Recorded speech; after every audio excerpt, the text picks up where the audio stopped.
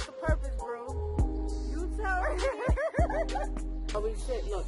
Always sit how? Oh, wait, mom said that. Sweaty pants. So we out here at Forest Park. What I had explained to myself was like a mix of thoughts that I started back in August 2016. A reintroduction.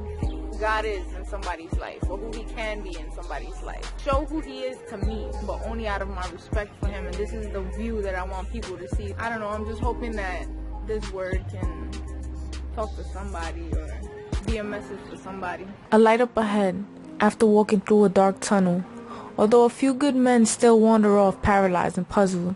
Life's the beach, they say, still every shore is a different struggle. We all drowning deep into strange sunken places, out of reach as we run past one another masked and faceless. Living paycheck to paycheck, a beat face but still cakeless. Protein and shakes bulking up and yet they still weightless. Stood for nothing, fell for no solid foundation. Trying to find the missing piece in a box world. I know it's hard to stay sober, but you may have been the very piece that someone else needed to start over.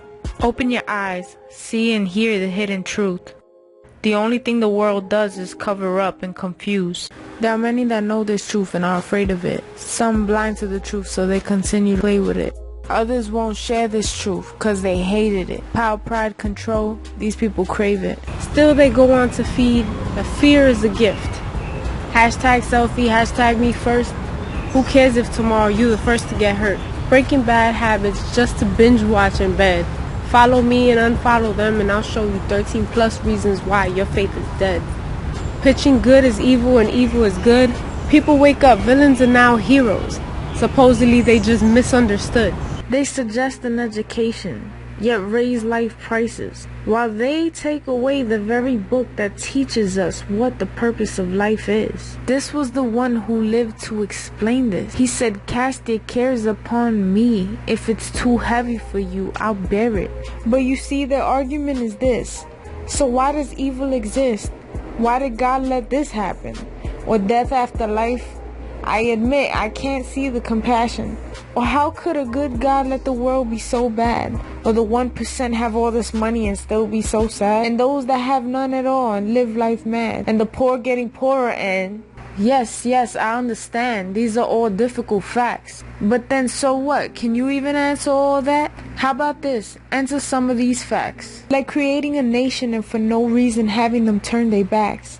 Told them you came to save the world, instead crucified, when you were the only one who surrendered their hand. The only one willing to self-sacrifice and take that kind of stand. Just to forgive and forget and still stretch forth your hand. It's a lot to think about. Like our own prayer request. You ever stop, take a moment and just thank you, God, for getting me out of that mess? What do you think about that one? You see, the thing about point of views is that it shouldn't be one-sided. I see you tried it. All we do is complain about our lives, the very place that Jesus sometimes wasn't even invited. Tell me, why do we waste time looking for somebody to blame? Why do we always push away the help that comes to save? It's not just a like or a heart button. I'm talking about real love. He always comes through, no matter what we've done or what we even still do.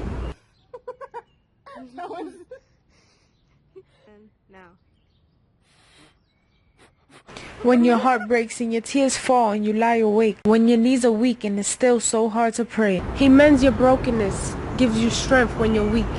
He builds the stage when the world won't let you speak. He hears every word, even blesses those who believe. He even blesses those who struggle to, because it's the truth he wants us to see. His love is what I want to share. His grace I wish I could explain. His abundant ocean of mercy this galaxy just can't contain. He said all things work together for good for those who love him and who are called according to his purpose. He's calling you today if you just give an ear, listen and serve him. His creativity and wisdom, his purpose and his patience. He's the God of men who made mistakes and still called them for such greatness. You can be great every day.